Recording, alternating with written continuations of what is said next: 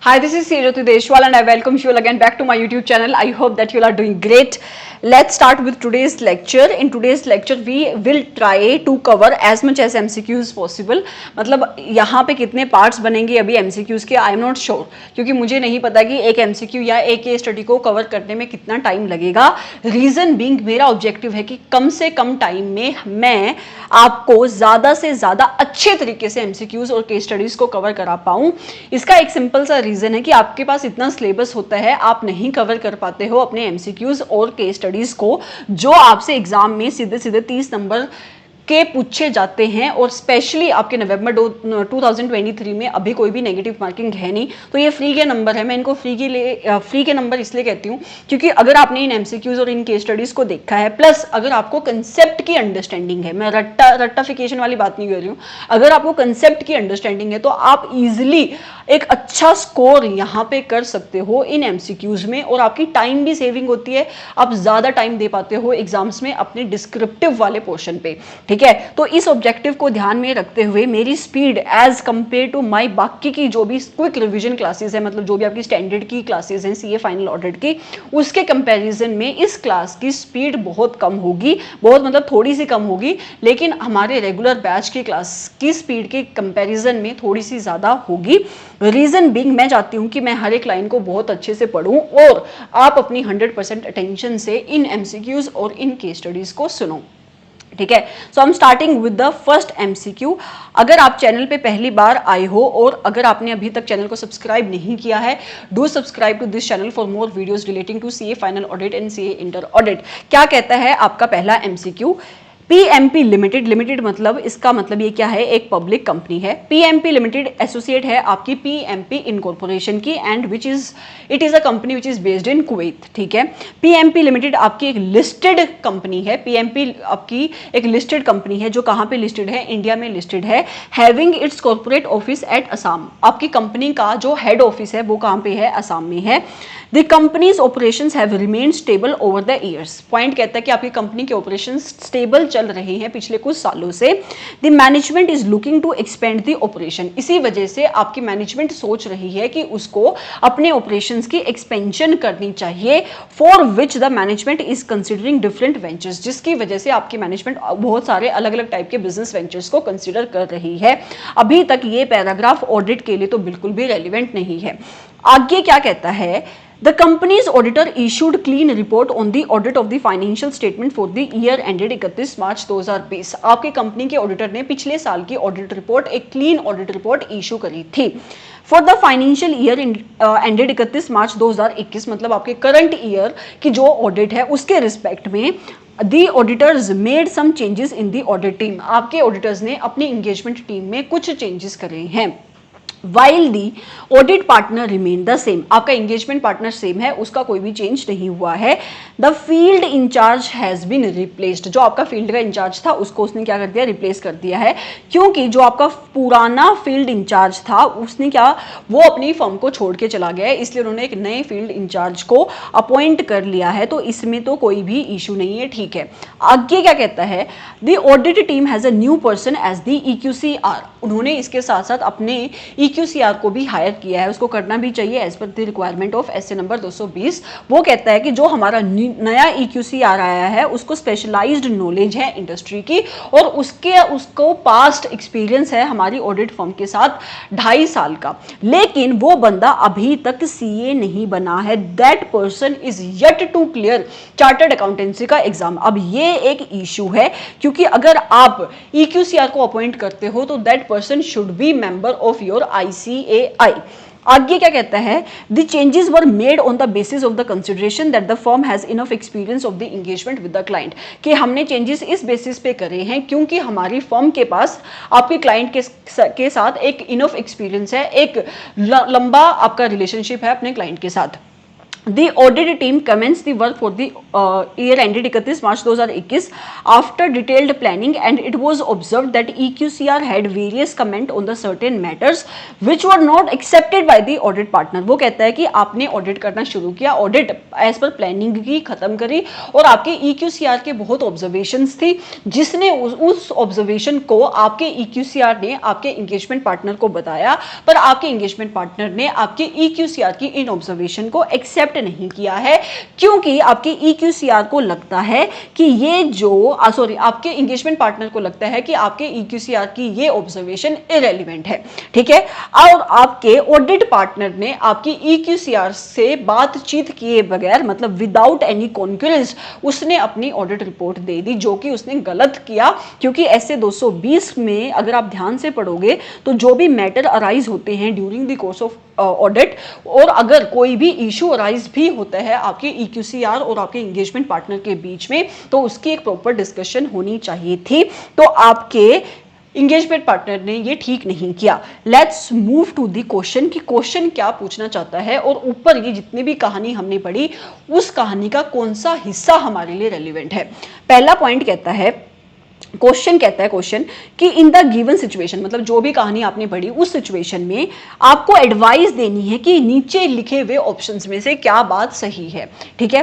पहला पॉइंट क्या है, the changes in the audit team appropriate नहीं थे। अप्रोप्रिएट नहीं थे, बिल्कुल उसमें अप्रोप्रिएट नहीं थे। उसमें एक पॉइंट गलत था कि उसने जिस EQCR को अपॉइंट किया वो मेंबर होना चाहिए था आपके ICI का, बाकी जो उसने फील्ड इंचार्ज को अपॉइंट किया उसकी अपॉइंटमेंट सही थी। तो यहां पे भी वही बात लिखी है कि changes in the audit team आपके अप्रोप्रिएट नहीं थे except for the field in charge, मतलब जो फील्ड इंचार्ज की अपॉइंटमेंट थी वो ठीक थी। EQCR को क्या होना चाहिए थे, आपके ICI का मेंबर होना चाहिए था। तो ये बिल्कुल आपका पॉइंट ठीक है, तो आपका आंसर ए होना चाहिए। लेकिन फिर भी हम आपके बाकी के पॉइंट्स पढ़ लेते हैं, क्योंकि होता क्या है कि एग्जाम में तो आपको समझ में आ गया कि ए पॉइंट आपका सही आंसर है, तो अगर आपके पास टाइम नहीं है तो आपको बाकी ऑप्शंस पढ़ने की नीड नहीं है। लेकिन अगर आपको पता है कि सफिशिएंट टाइम है, so it is always advisable कि आप चारों ऑप्शंस पढ़ो और फिर आप अपना जवाब दो, राइट।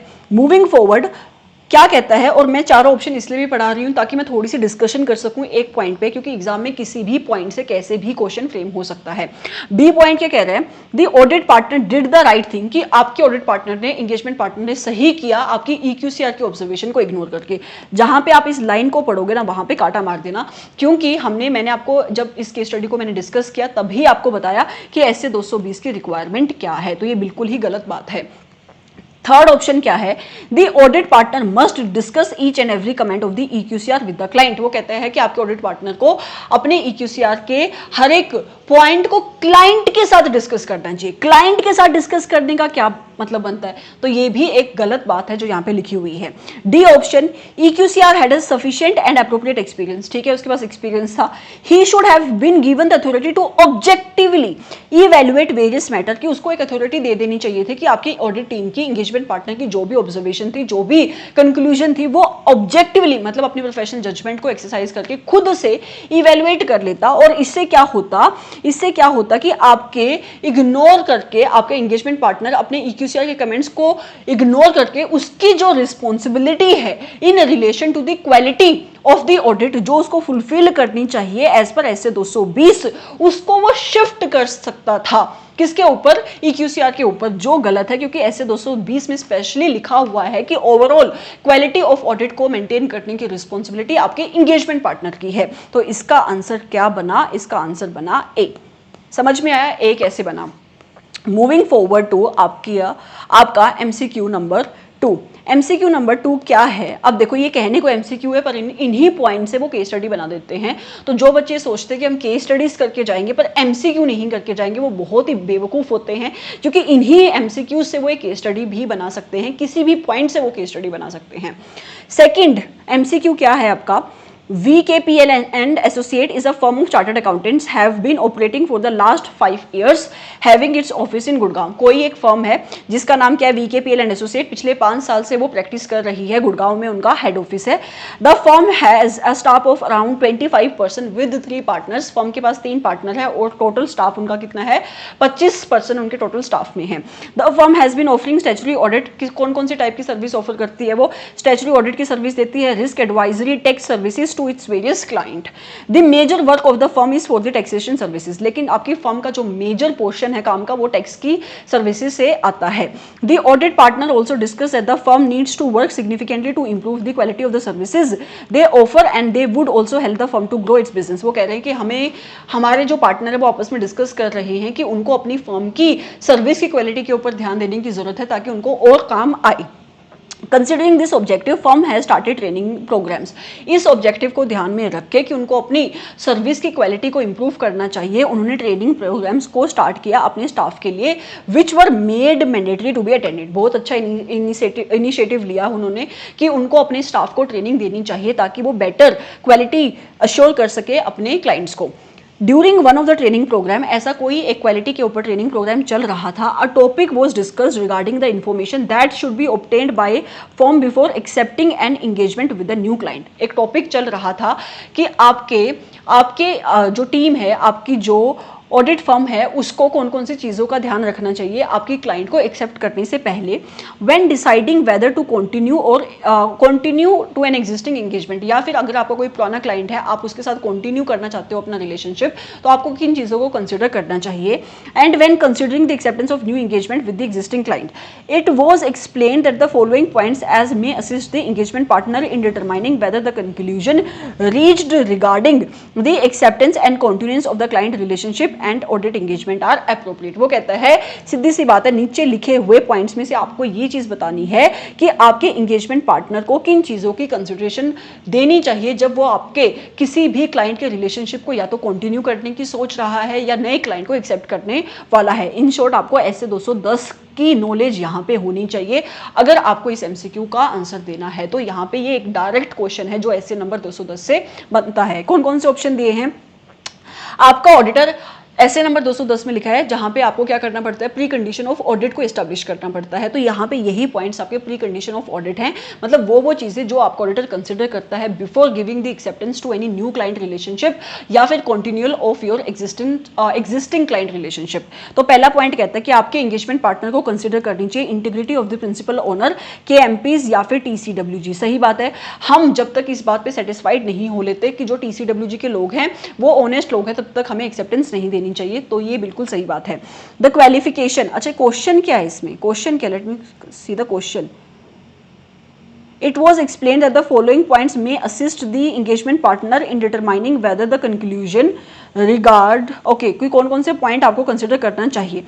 ओके, नीचे है question, we would like to understand from you, ये आपसे जानना चाहते हैं कि ऊपर इन्होंने ये जो 6 पॉइंट्स लिखे हैं 1 2 3 4 5 6, ये टोटल 6 पॉइंट्स लिखे हैं, इन पॉइंट्स में से कौन से पॉइंट रेलिवेंट है, मतलब उसको कौन से पॉइंट कंसिडर करने चाहिए। तो सबसे पहले जो रेलिवेंट बन रहे हैं उसको मैं लिख देती हूँ आर, कि ये एक रेलिवेंट पॉइंट है। तो ये एक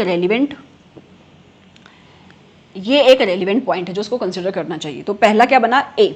दूसरा, the qualification of all the employees of the entity, ठीक है। तीसरा, whether the engagement team is competent to perform the audit engagement and has the necessary capabilities. Of course अगर उनके पास कैपेबिलिटी नहीं है, उनके पास नॉलेज नहीं है, उनके पास रिसोर्सेज नहीं है, तो वो उसको कंसिडर नहीं करेंगे। देखो, बी को वो नहीं कंसिडर करेंगे, it is irrelevant. Why it is irrelevant, हमें क्या लेना देना कि आपके एम्प्लॉयज़ की क्वालिफिकेशन क्या है। आगे, the remuneration which is offered, तो मतलब कौन कौन सा आ गया, फर्स्ट आ गया और थर्ड आ गया। Remuneration offered by the entity its to various consultant, हमें क्या लेना देना कि क्या आप रेम्यूनरेशन ऑफर कर रहे हो।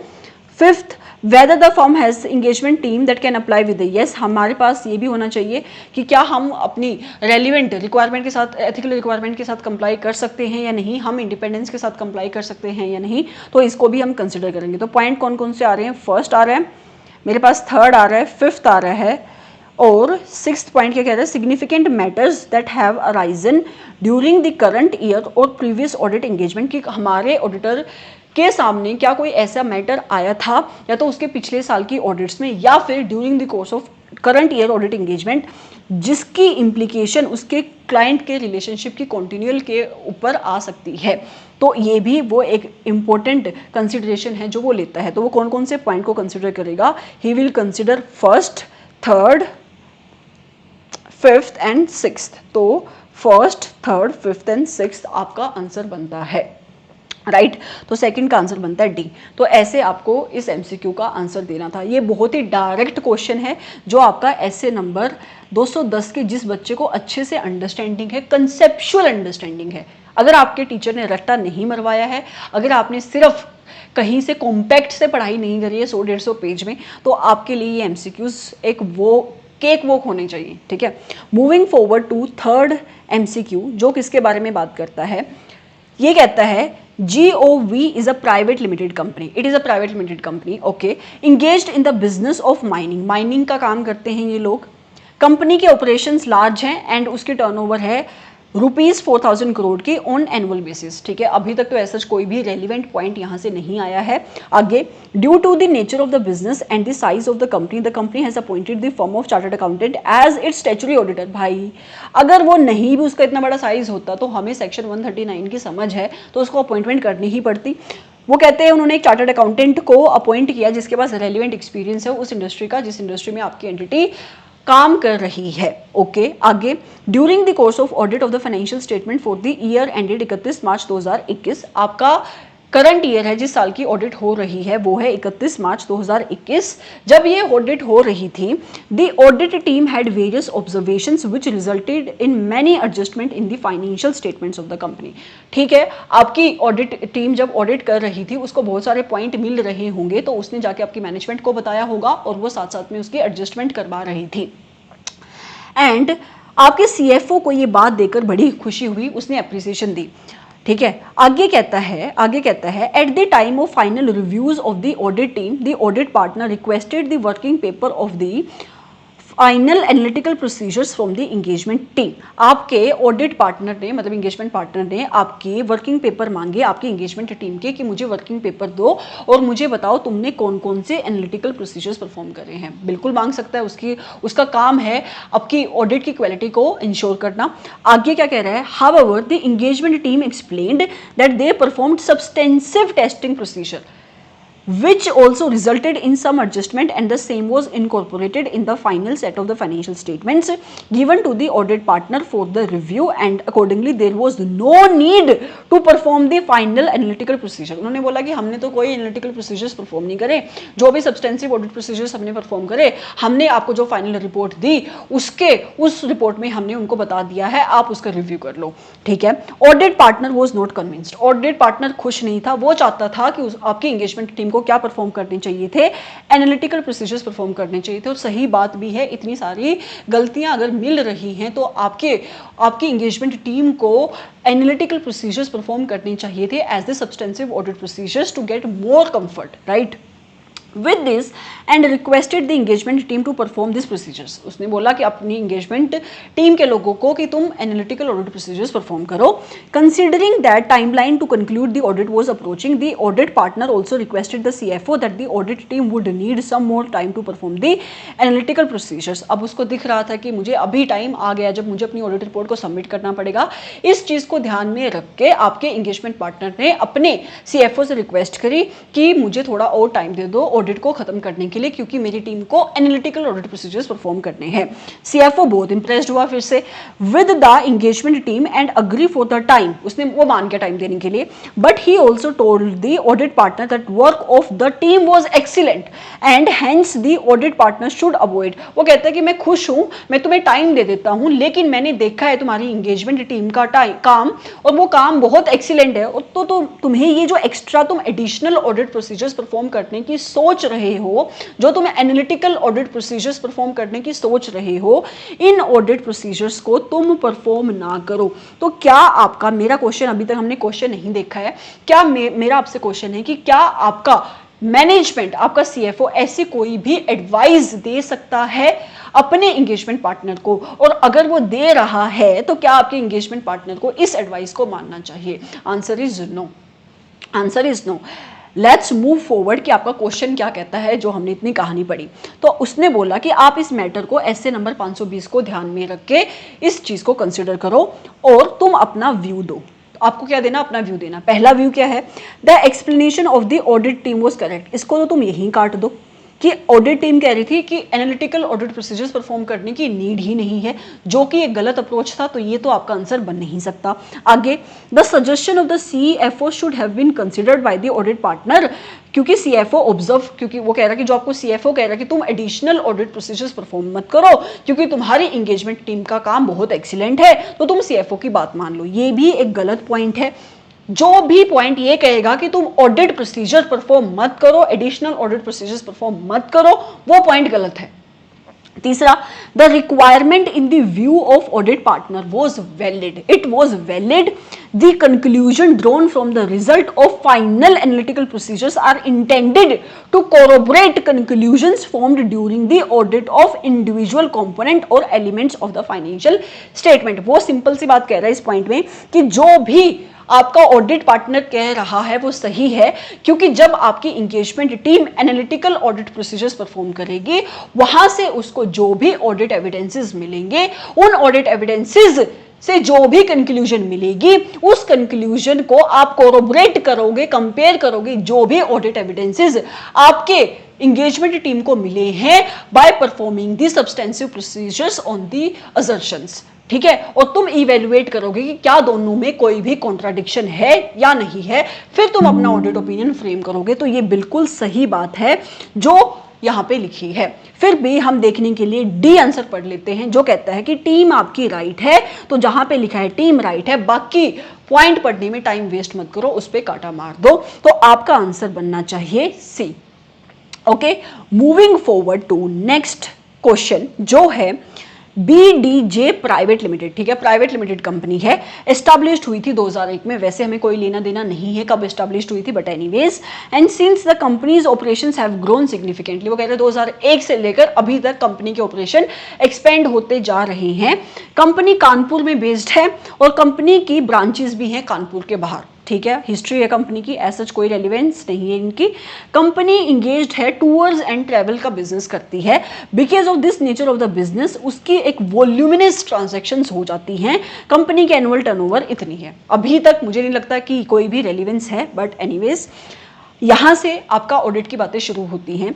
During the audit of the financial statement of the company for the year ended 31 March 2021, auditor ने ऑब्जर्व किया wide variations in various details of the sales and various expenses as compare to last year. उन्होंने देखा कि जितना expense पिछले साल होता था, जितनी सेल्स आपकी एंटिटी पिछले साल करती थी, इस साल कि सेल्स और एक्सपेंस में बहुत वेरिएशंस हैं, बहुत डिफरेंस है, right. And various balances of trade receivable, loans and advances, statutory liabilities showed a significant increase and many balances were found to be non-moving which were aged for more than 3 years। उसके साथ साथ trade receivables के balances, आपकी liabilities के balances, कुछ तो balances में बहुत ज़्यादा इंक्रीज आया है और कुछ आपके ट्रेड रिसीवेबल के बैलेंसेस ऐसे हैं जो नॉन मूविंग है, मतलब 3-3 साल तक वो खड़े हुए हैं, उनकी इतनी पुरानी एजिंग है। Okay, on the basis of the materiality, उसकी जो भी ओवरऑल मटेरियलिटी उसने सेट करी है, जैसे हम सेट करते हैं एज पर ऐसे नंबर 320, और उसके जो भी प्लान्ड प्रोसीजर्स हैं, दी ऑडिट टीम ने रिक्वेस्ट करी है आपके क्लाइंट से for the testing of various samples of sales expenses, कि मुझे सैंपल चेक करने। बिल्कुल सही रिक्वेस्ट है, ऐसा ही उसको करना चाहिए था। The client observed that the number of samples that the team has requested increased as compared to last year। अब आपकी मैनेजमेंट को क्या लग रहा है कि पिछले साल जब इन्होंने सेल्स चेक करी थी और इस साल ये जो सेल्स चेक कर रहे हैं, एक्सपेंसेस चेक कर रहे हैं, ये तो हमसे ज्यादा सैंपल मांग रहे हैं। एंड आस्क द टीम, अब ये कौन कह रही है, आपकी मैनेजमेंट कह रही है टीम को कि तुम ऐसा करो, अपने सैंपल कम करो। तुम्हारा बीइंग एन ऑडिटर, मैनेजमेंट से ये क्वेश्चन होना चाहिए था कि मैनेजमेंट तुम कौन होते हो मुझे ये बोलने वाले कि मुझे कैसे काम करना चाहिए। ठीक है, मतलब मैनेजमेंट गलत कर रही है ये बात बोल के। सो दैट अब मैनेजमेंट रीजन भी दे रही है ताकि तुम्हारा पिछले साल का सैंपल और इस साल का सैंपल सेम हो सके। पहली बात, जब तुम्हारा पॉपुलेशन का साइज ही बढ़ चुका है, तुम्हारे सेल्स बढ़ चुकी हैं, एक्सपेंसेस बढ़ चुके हैं, तो सैंपल सेम कैसे हो सकता है? और चाहे सैंपल आपकी पॉपुलेशन का साइज सेम भी हो, पर अगर आपके ऑडिटर को लगता है कि उसको सैंपल का साइज ज्यादा करना चाहिए, तो आपकी मैनेजमेंट उसको एडवाइस नहीं दे सकती। तो ये बिल्कुल गलत कर रही है आपकी मैनेजमेंट ये बात बोल के। आगे, the audit team did not agree, बहुत सही किया ऑडिट टीम ने, ऑडिट टीम अग्री नहीं करी with this and explain the various factors that the team had considered for the sample selections, और उसने रीजंस दिए कि भाई मुझे ऐसे नंबर 530 हम बढ़ के आए हैं, मुझे सैंपलिंग की नॉलेज है, and because of this and this reasons मैं अपने सैंपल के साइज को इंक्रीज करूंगा। नाउ अब क्या हो गया, मैनेजमेंट मान नहीं रही है और ऑडिट टीम भी मान नहीं रही है, डेडलॉक आ गया आपकी मैनेजमेंट और ऑडिट टीम के बीच में। तो आपका गाइडेंस चाहिए, आपकी गाइडेंस चाहिए टू रिजोल्व दिस मैटर। क्या गाइडेंस? मतलब आपको इन शॉर्ट ये बताना है कि क्या बेटर अप्रोच है। Number 1, the argument of the client is not valid. Argument client का वैलिड नहीं है, सही बात है, बिल्कुल वैलिड नहीं है। Sample selection is based upon the certain principle as per ऐसे नंबर 530, बिल्कुल सही है। And this is on the assessment of the audit team, बिल्कुल सही है। It may change year on year, हर साल चेंज हो सकता है, तो क्लाइंट को तो इंफॉर्मेशन देनी ही पड़ेगी, बिल्कुल सही है, क्लाइंट को तो इंफॉर्मेशन देनी ही पड़ेगी। तो आपका आंसर क्या है? इसका ए है। बट फिर भी बाकी के ऑप्शंस भी पढ़ लेते हैं। ऑडिट टीम की एक्सप्लेनेशन वैलिड नहीं है, जैसे ही तुम पढ़ोगे ऑडिट टीम की एक्सप्लेनेशन वैलिड नहीं है, उसको काट दो, हमें आगे पढ़ना भी नहीं है। फिर कहता है ऑडिट टीम को इंस्टेड ऑफ डूइंग दिस, उसको अपने ऑडिट प्रोसीजर को कट डाउन कर देना चाहिए था, तो ये भी गलत है। फिर कहता है ऑडिट टीम को एक फॉर्मल रिक्वेस्ट करनी चाहिए राइटिंग में for these details from the client, and if client still refuses, अगर वो रिक्वेस्ट करती है और क्लाइंट फिर भी मना कर दे, then they should report this matter to the audit partner। फिर किसके पास जाओ? ऑडिट पार्टनर के पास जाओ। In that case, auditing standard require the audit partner to check some of the documents। ऐसा हमने कोई स्टैंडर्ड नहीं पढ़ा है जहां पे ये लिखा है कि ऐसे सिचुएशन में आपके ऑडिट आपके एंगेजमेंट पार्टनर को कुछ डॉक्यूमेंट चेक कर लेनी चाहिए which may not be provided by your client to the audit team. ऐसा ये कहानी है, प्योर मिथ है, प्योर कहानी है जो किसी भी स्टैंडर्ड में नहीं लिखी, तो ये बात सही नहीं है। तो आपका आंसर क्या बनता है? इसका बनता है A. Okay, moving forward to next case study, that is next MCQ which is MCQ number 5। क्या कहता है ये MCQ? SKG private limited, colour क्यों नहीं चेंज हुआ? SKG private limited is engaged in the business of construction. कहां पे काम, किस बिजनेस में इन्वॉल्व है? कंस्ट्रक्शन के में। The company has also got some real estate project few years back on which it started to work in the last 2 years। कुछ साल पहले आपकी कंपनी को कुछ रियल एस्टेट के प्रोजेक्ट मिले और 2 साल पहले आपकी कंपनी ने इन प्रोजेक्ट्स के ऊपर काम करना शुरू किया। The annual turnover of the company is INR 600 crore and profit हैं उसके 40 करोड़ की, ठीक है।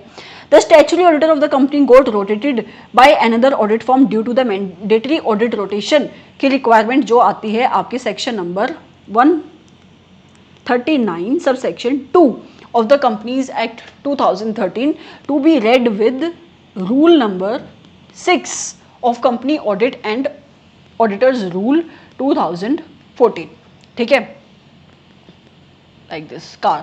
एनीवेज, क्या कह रहा है कि आपकी ऑडिट फर्म की रोटेशन हो गई है और आपको किसी और ऑडिट फर्म ने रिप्लेस कर दिया है क्योंकि आपके ऊपर रोटेशन की प्रोविजंस एप्लीकेबल हो रही थी। सही बात है, करना भी चाहिए। The new statutory auditor of the company started audit of the financial statement for the year ended 31 March 2021 इन मई 2021। मतलब 31 मार्च 2021 का आपका फाइनेंशियल ईयर खत्म हुआ। उस साल की ऑडिट कब शुरू हुई? मई में शुरू हुई।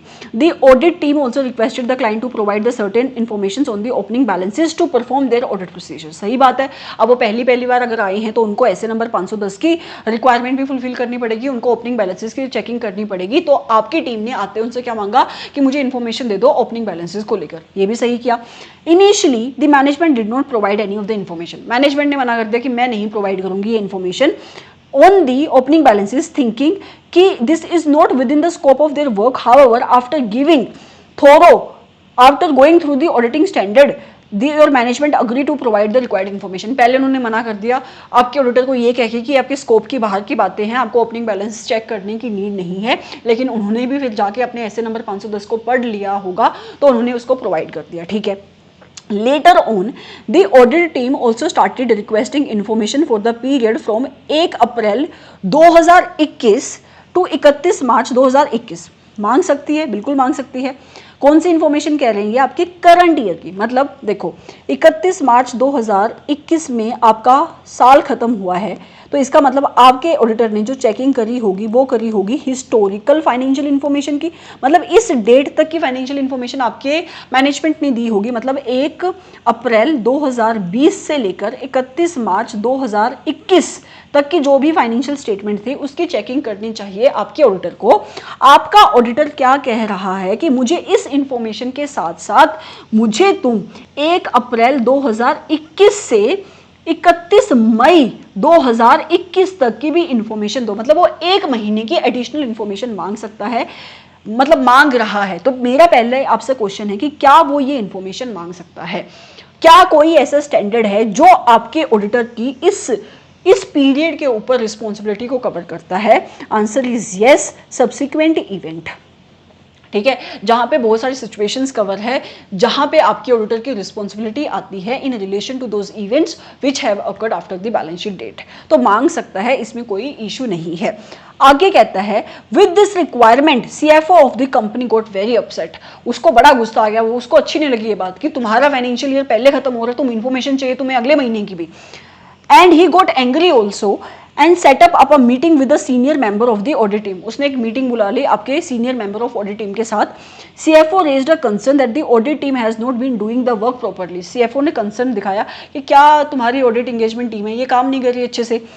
एंड हैज बीन, और कह रहे बिना मतलब की इन्फॉर्मेशन मांगी जा रही है मुझसे। ठीक है, वो कहता है कि उसने बोला कि बिना मतलब की इंफॉर्मेशन मांगी जा रही है, सच एज ओपनिंग बैलेंसेस से related information, such as 31 March 2021 के बाद की भी इंफॉर्मेशन मांग रही है। ऑडिट पार्टनर ने सीएफओ को एक्सप्लेन किया कि जो भी आपकी हमारी इंगेजमेंट टीम आपसे मांग रही है वो ऑडिटिंग स्टैंडर्ड्स के रिक्वायरमेंट के हिसाब से ही है। सीएफओ ने बोला इन दी अर्लियर ईयर्स, पिछले साल में जो भी ऑडिटर आए उन्होंने तो हमसे कोई इंफॉर्मेशन नहीं मांगी, तो आप क्यों मांग रहे हो? तो अब आप लोगों का व्यू चाहिए इस मैटर में। मैंने ऑलरेडी आपको सिचुएशन बता दी है, थोड़े बहुत हमने डिस्कशन भी कर लिए, अब बस आपको अपना व्यू देना है। Number 1, the requirement of auditors for the opening balance was valid। बिल्कुल it was valid, but for the period after 31 March 2021 is completely wrong. काट दो इसे, क्योंकि मैंने अभी आपको बताया सब्सिक्वेंट इवेंट्स का आपका ऐसे नंबर 560 ये कहता है कि अगर कोई इवेंट अकर होता है उस केस में भी आपके ऑडिटर को sufficient and appropriate audit evidences collect करने पड़ते हैं after the balance sheet date. उसमें अलग अलग सिचुएशन है कि कहां तक उसकी रिस्पॉन्सिबिलिटी जाती है। ओके, फिर कहता है the concern of the CFO was valid. क्या concern of the CFO was valid? CFO was wrong, ये हमें पता ही है। The audit team should set up a meeting with the previous auditor। पिछले साल की आप अपने ऑडिटर्स को बुलाओ, एक मीटिंग बुलाओ और उनके अप्रोच को तुम डिस्कस करो कि तुमने ये अप्रोच क्यों फॉलो किया, हमारे ऑडिटर को क्यों करनी है ये मीटिंग। कहीं लिखा है ऐसा?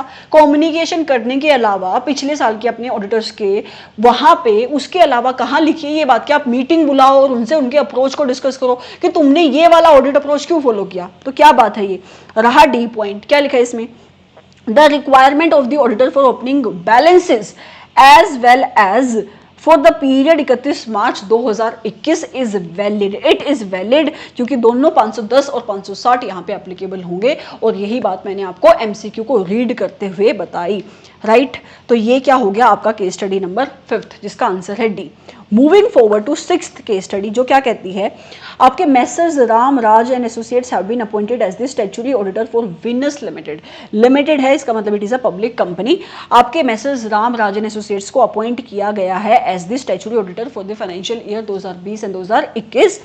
During the year the company has entered into some related party transaction। ठीक है, अगर वो related party transactions में एंटर करी है इसका मतलब मेरे ऑडिटर की भी कुछ ना कुछ रिस्पॉन्सिबिलिटी जरूर आएगी एज पर ऐसे नंबर 50 CA राम जो आपका एंगेजमेंट पार्टनर है has taken a management representation letter regarding the proper accounting presentations and disclosures of such related party transaction. बिल्कुल सही किया।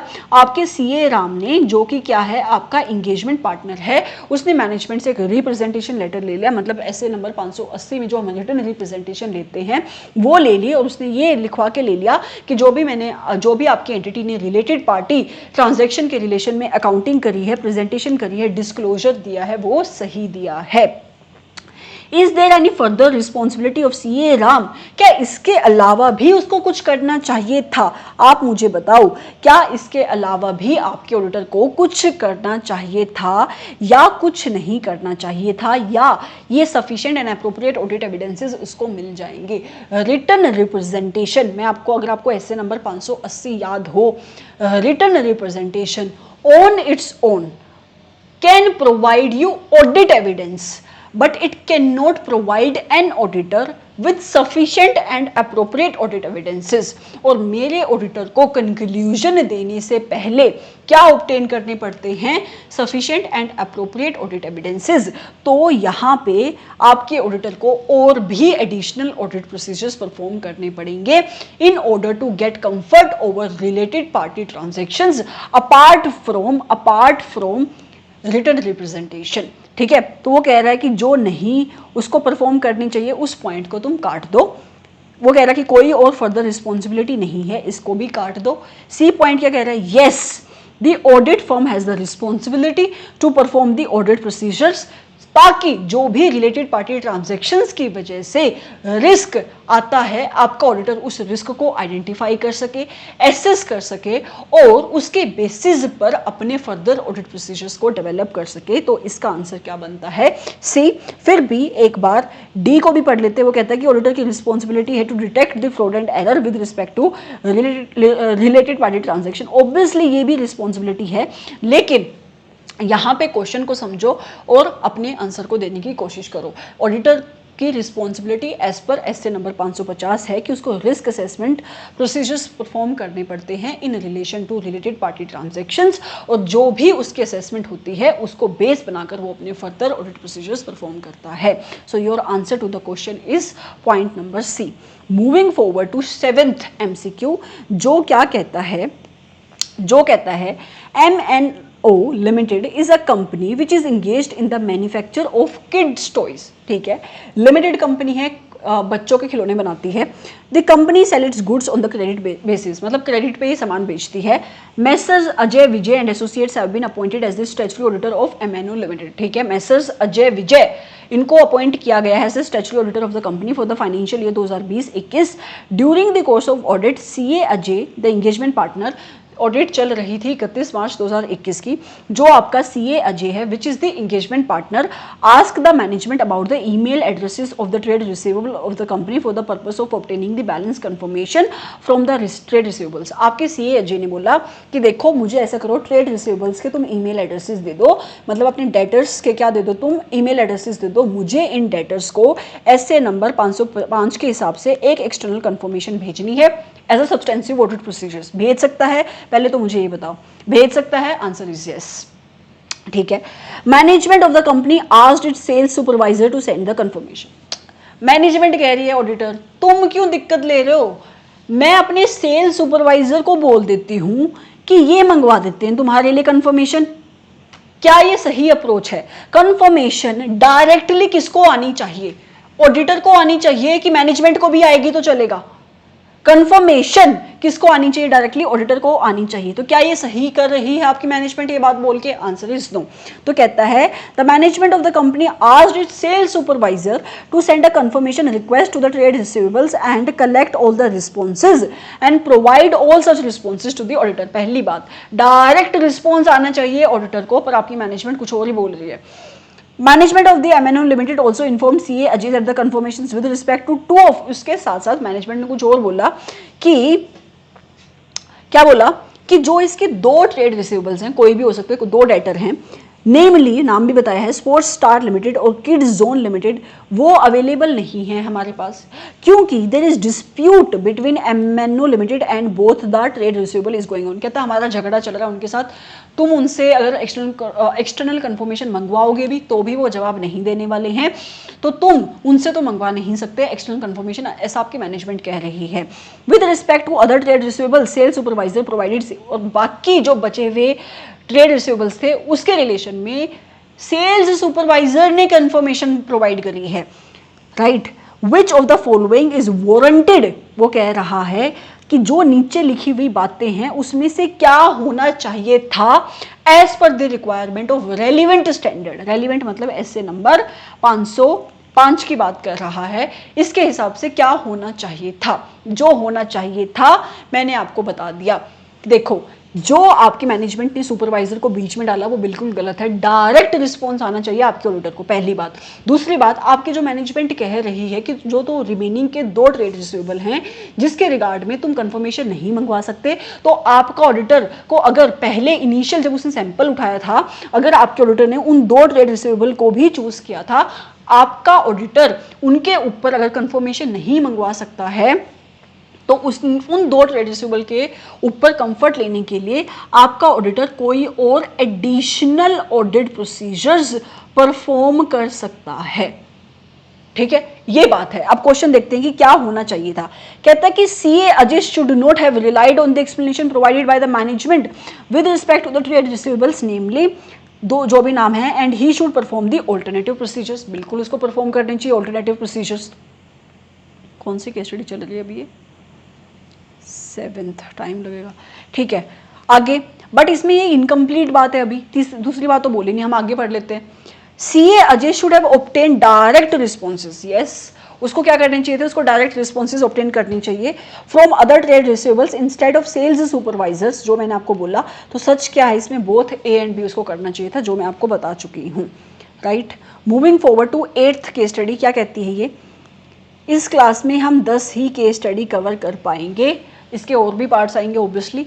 अब 10-10 करके अगर 135 है, ओफो, ये तो बहुत लंबी हो जाएगी। Anyways, will see, let's see, ज़्यादा करने की कोशिश करते हैं। Messrs ABC and associates are the statutory auditor of the PQR limited for the financial year 2020-2021 while conducting the audit CA Aman the engagement. थोड़ी स्पीड तेज कर देती हूँ। Messrs ABC and Associates are the statutory auditor of the PQR Limited the financial year 2020-21। वो कहता है कि ABC and Associate आपके ऑडिटर हैं, राइट। फिर while conducting the audit CA Aman the engagement partner notice the following। उसने ये चीज़ों की उसने नोटिस करे हैं। क्या नोटिस करे? मतलब ये उसकी क्या है? ऑब्जर्वेशन है, राइट। क्या ऑब्जर्वेशन है? Number 1, payment of the various fines and penalties. उसने देखा कि भाई आपकी जो कंपनी है वो बहुत सारे फाइन और पेनल्टीज पे कर रही है, कंपनी में बहुत सारी अनयूजुअल कैश की पेमेंट्स हो रही हैं, कंपनी गवर्नमेंट के एम्प्लॉइज को भी पेमेंट कर रही है। मतलब कहीं ऐसा तो नहीं कंपनी कोई रिश्वत दे रही है, मतलब उसके अगेंस्ट कोई भी सपोर्टिंग भी नहीं है कंपनी के पास।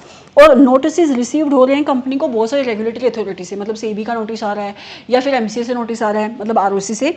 हैवी पेमेंट भी हो रही है कंपनी के लीगल काउंसिल्स को, मतलब कुछ तो इसकी लीगल एस्पेक्ट में दिक्कत आ रही है, मतलब कुछ तो इसकी लॉ या रेगुलेशंस में दिक्कत आ रही है। तो क्या कह रहा है कि CA Aman should consider the above as a indicative of. किस चीज़ का इंडिकेटिव है? मैंने बताया कि लॉ या रेगुलेशन में दिक्कत आ रही है, इसका इंडिकेटिव ये है। तो कहता है कि इंटरनल कंट्रोल्स में कोई दिक्कत है? नहीं भाई, नॉन कंप्लायंस टू लॉ में दिक्कत आ रही है। तो आपका 8th का आंसर बनेगा B, right. Moving forward to 9th case study, जो क्या है? Auditors do not normally examine all the informations available to them as it would be impractical to do so, and using the audit sampling will provide the valid conclusions। Yes, बिल्कुल, हम 100% checking करते ही नहीं, हम sampling करते हैं। Reason भी हम discuss कर चुके हैं ऐसे नंबर 210 में। This is one of the limitations of the audit. Random selection ensure करती है कि सारे के सारे आइटम्स होते हैं पॉपुलेशंस में, they have the equal chance of selection. सही बात है। That is by use of random number tables और रैंडम नंबर जनरेटर्स। इसने रैंडम सैम्पलिंग की डेफिनेशन दी है जो हम ऐसे नंबर 530 में पढ़ते हैं। सही बोला इसने। ब्लॉक सैम्पलिंग का मतलब बताया है कि ब्लॉक सैम्पलिंग क्या होती है, ये आप पढ़ लेना, क्योंकि एक डायरेक्ट क्वेश्चन पूछेगा ये आपसे कि which of the following selection can be considered as a block sampling method, कि इसको आप कौन सा ब्लॉक सैम्पलिंग मेथड कह सकते हो। पहला, ऑडिटर ए ने, मिस्टर ए ने आपके ट्रेड रिसीवेबल को ग्रुप्स में डिवाइड कर दिया है, मतलब ये तो मेथड कौन सा हो गया, स्ट्रैटिफिकेशन हो गया, ठीक है, इसको पढ़ लेना। ग्रुप्स बना दिए उसने और उसने रेंज सेट कर दी। दूसरा, auditor mister A determined that the starting point as 10 for the list of receivables and selected every 10th balance for receivable thereafter as a sample to perform the test। उसने सबसे पहले एक random number उठाया कि मैं 10वां number उठाता हूँ और उसके बाद लिस्ट का एवरी 10th आइटम मैं चेक करूंगा, तो मतलब वो सिस्टमेटिक सैम्पलिंग कर रहा है, ठीक है। तो ये भी रैंडम, ये ब्लॉक सैंपल तो है नहीं है, तो ये पहले दो तो कैंसिल ही हो जाते हैं, ये ब्लॉक में नहीं आते। तीसरा, auditor mister A selected sample size as all the high value balances from the list of trade receivable to ensure that these balances shown are correctly recorded। वो कहता है आपके जो ऑडिटर ने हाई वैल्यू आइटम्स उठाए, मतलब यूं ही random, तो क्या ये आपकी ब्लॉक सैम्पलिंग है? नहीं, नहीं। ब्लॉक में हमें कंजिक्यूटिव रेंज सेलेक्ट करते हैं कॉन्टिन्यूसली आइटम्स की, तो कौन सा रहा आपका आंसर? डी। क्या लिखा है उसमें? Auditor mister A uses a sample of 50 consecutive cheques, मतलब line wise cheque, to test whether cheques are signed by the authorised signatory rather than picking 50 single cheque throughout the audit, ठीक है। So this is your answer, this is block sampling. ये तो मुझे पढ़ने की need भी नहीं होनी चाहिए थी इस क्वेश्चन को, क्योंकि जिसको ऐसे नंबर 530 में सारे मेथड्स की नॉलेज है वो इसका आंसर इजीली दे सकता है। Moving forward to 10th MCQ, जो क्या कहता है, you are the audit senior of T and company. आप कौन हो? टी एंड कंपनी के ऑडिट सीनियर हो, and you are responsible for the audit work to be manage for the fixed asset of the company, ठीक है। T and company के पास 4 properties हैं amounting to ₹12.5 crore, okay. One of the important task ahead for you is the, आप हो क्या? आप audit senior हो, मतलब आप एंगेजमेंट पार्टनर समझ लो खुद को हो।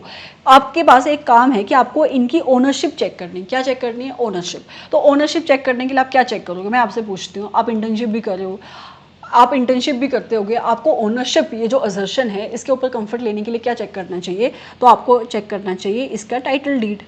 सिंपल सी बात है, राइट। तो कह रहा है कि आपको फिजिकल वेरिफिकेशन कर लेनी चाहिए। भाई फिजिकल वेरिफिकेशन से तो इसकी एग्जिस्टेंस का पता लगेगा ना, तो फिजिकल वेरिफिकेशन से इसकी ओनरशिप का कहाँ पता लग रहा है? फिर कहता है तुम इसके रजिस्ट्रेशन के डॉक्यूमेंट चेक कर लो। यस, रजिस्ट्रेशन के डॉक्यूमेंट मतलब इसकी टाइटल डीड तुम चेक कर सकते हो। तो इसका आंसर क्या बन गया? टाइटल डीड चेक कर सकते हो। उसके बाद उसने बोला कि क्या ये प्रॉपरली रिकॉर्ड होता है या नहीं होता है, तो ये तो यहाँ पे नहीं आएगा, इससे तो अक्यूरेंस और कंप्लीटनेस का पता लगेगा।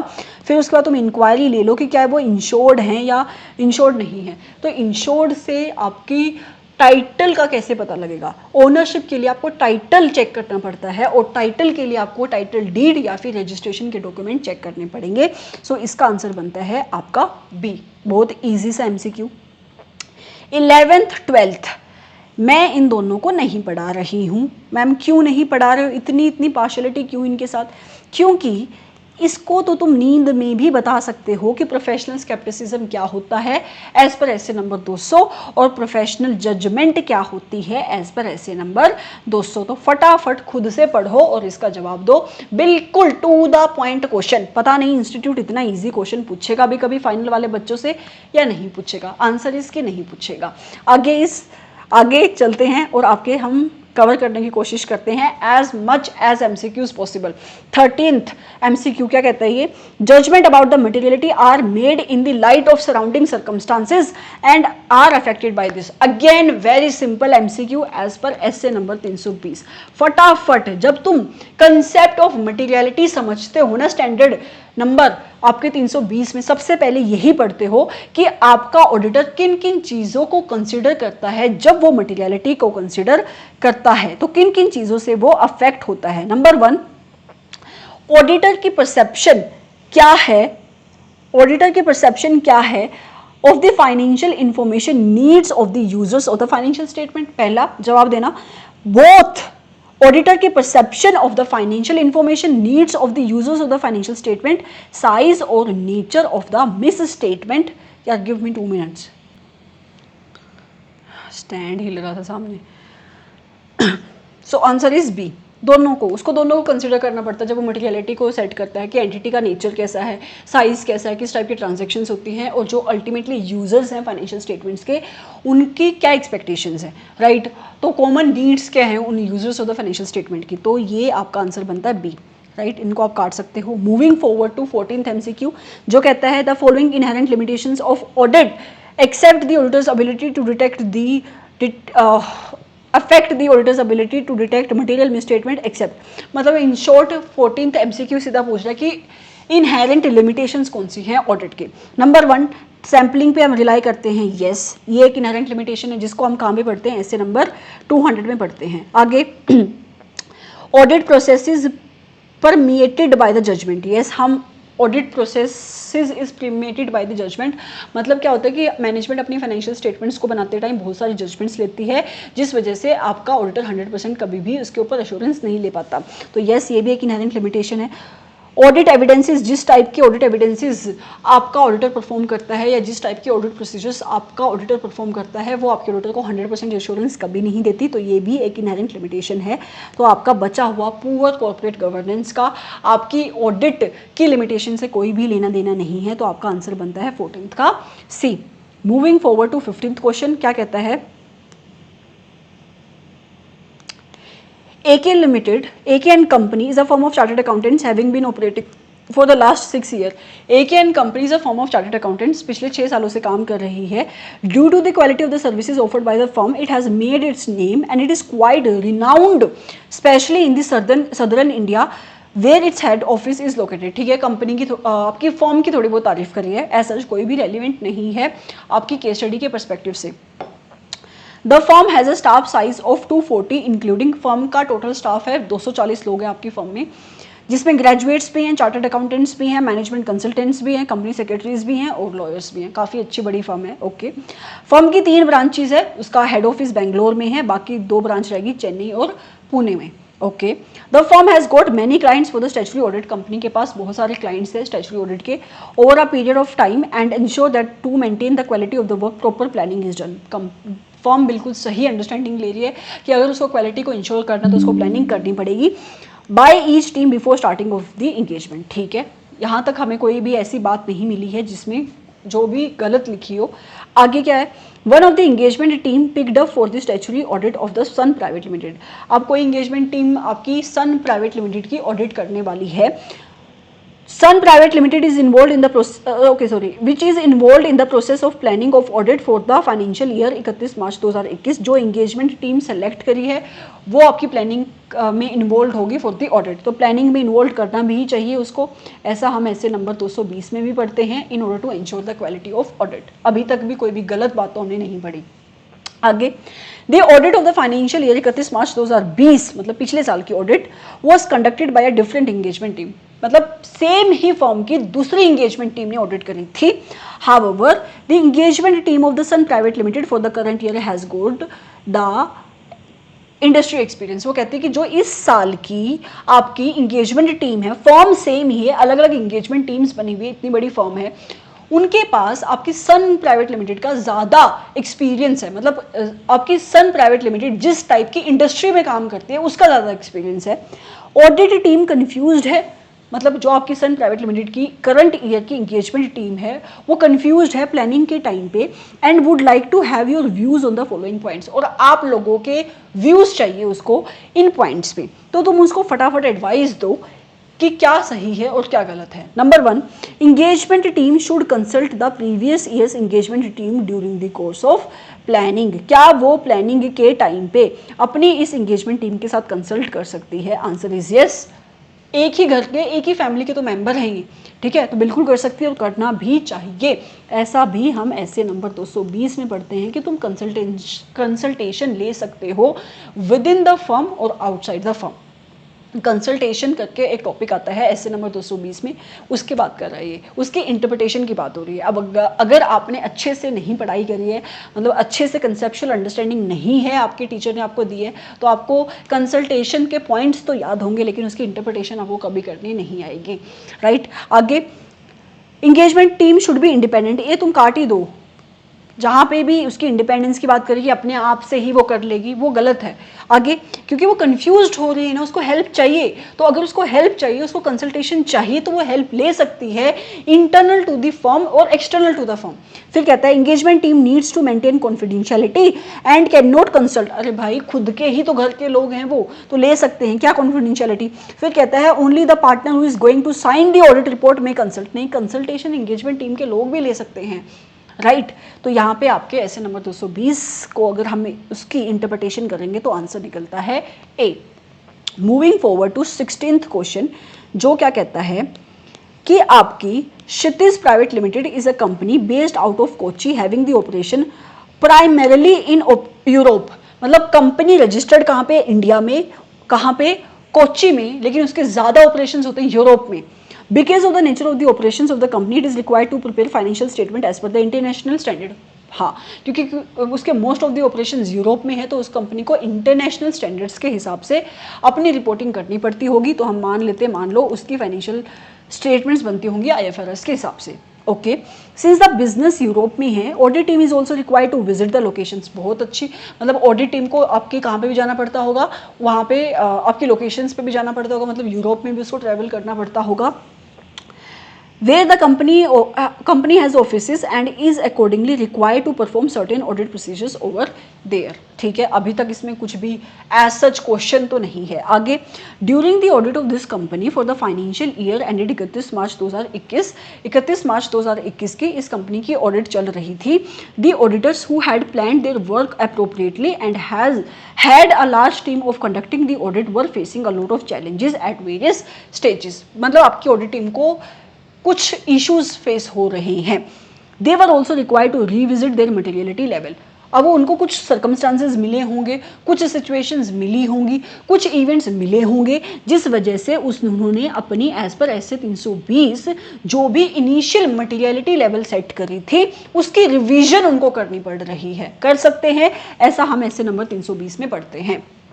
ठीक है, however at the time of final reviews when this was discussed with the audit partner, जब उन्होंने बताया कि जब बीच में हमने अपनी मटीरियलिटी को भी चेंज करना पड़ा था, उसकी भी रिवीजन करनी पड़ी थी, जब फाइनल डिस्कशन हुई, फाइनल रिव्यू हुआ और आपकी ऑडिट टीम ने इस बात को अपने एंगेजमेंट पार्टनर को बताया, ही वॉज नॉट कन्विंस्ड, उसको ये बात अच्छी नहीं लगी with the approach of the audit team.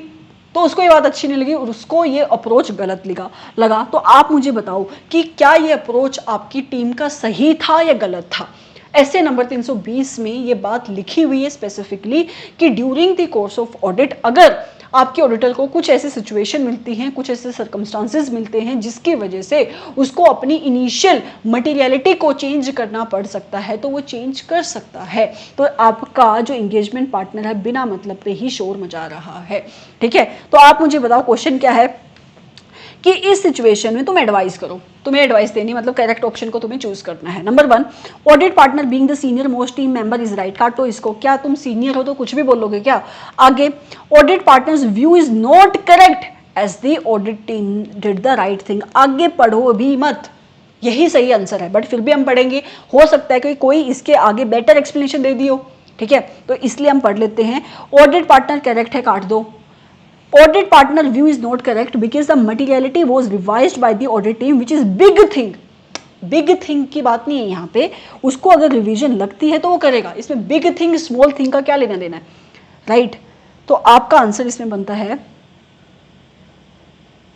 A, right.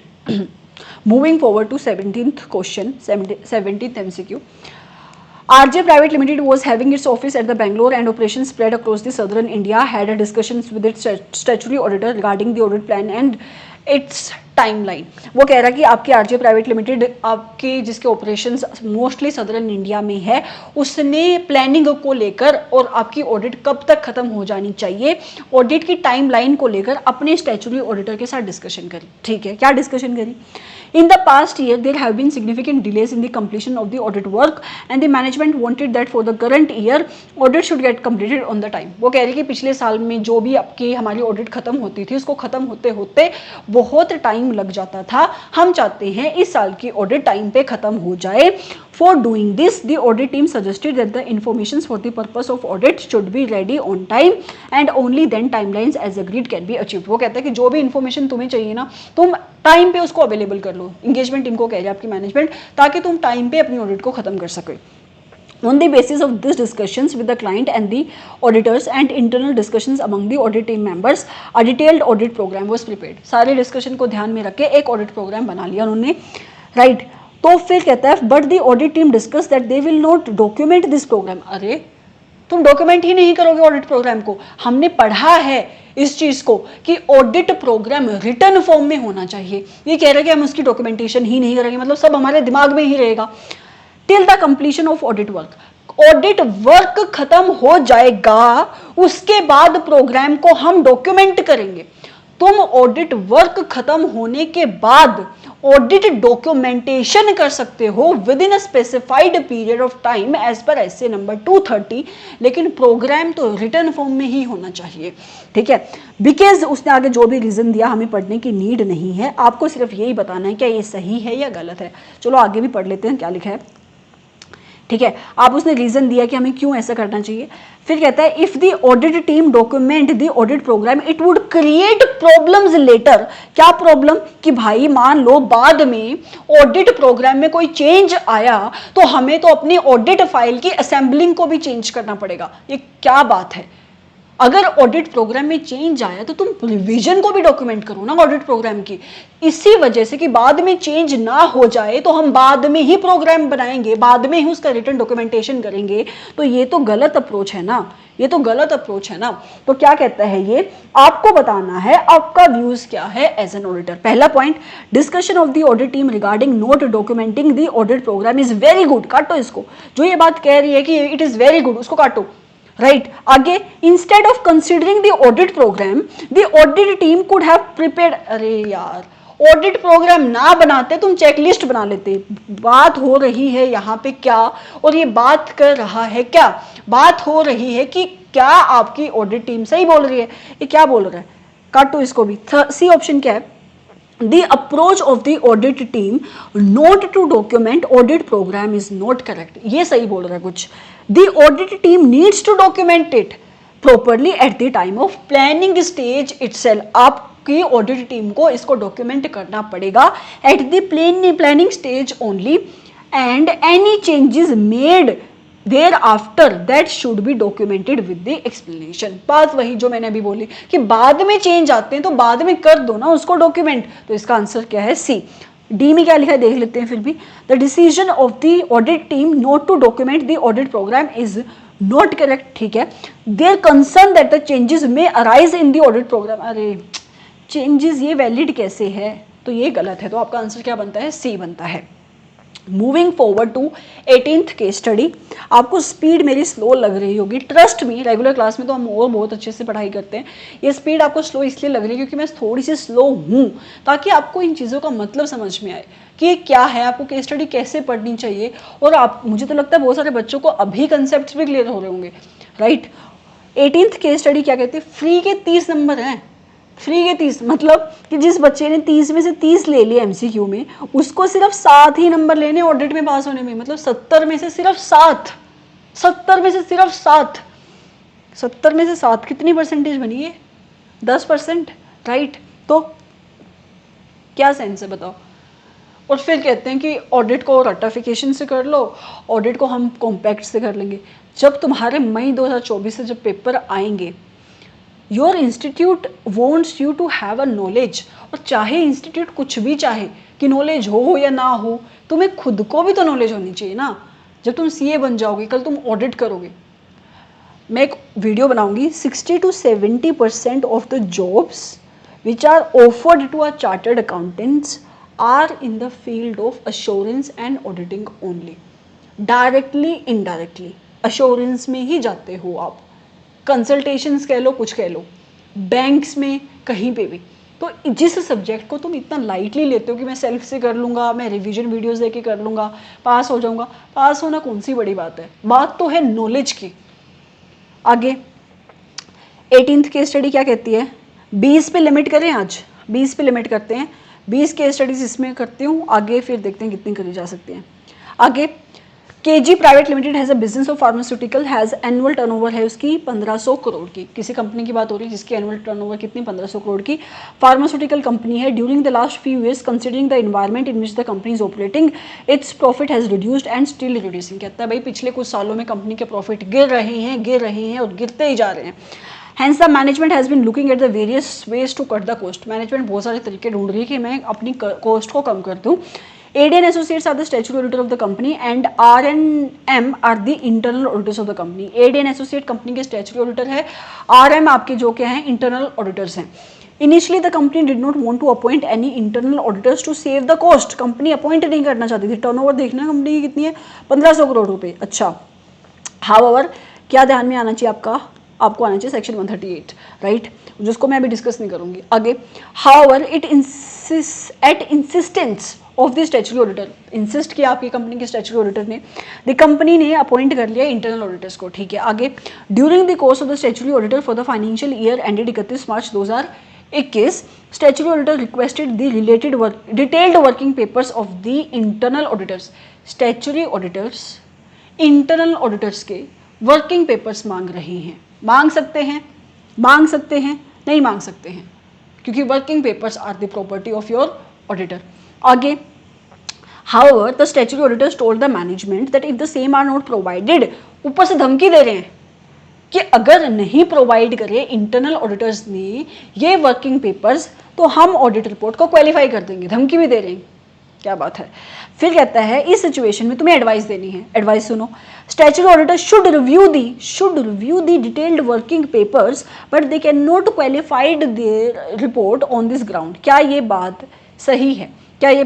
अभी मैंने बताया कि नहीं मांग सकते उनसे वर्किंग पेपर्स। आगे this statutory auditor may review the detailed working papers even after they may qualify the audit review. भाई तुम उसको रिव्यू तब करोगे ना जब वो देंगे, राइट। आगे तो नहीं कर सकते वो। See the statutory auditors are not required to go to that extent to review the detailed working papers of the internal auditors. उस हद तक तुम्हें जाना ही क्यों है, राइट।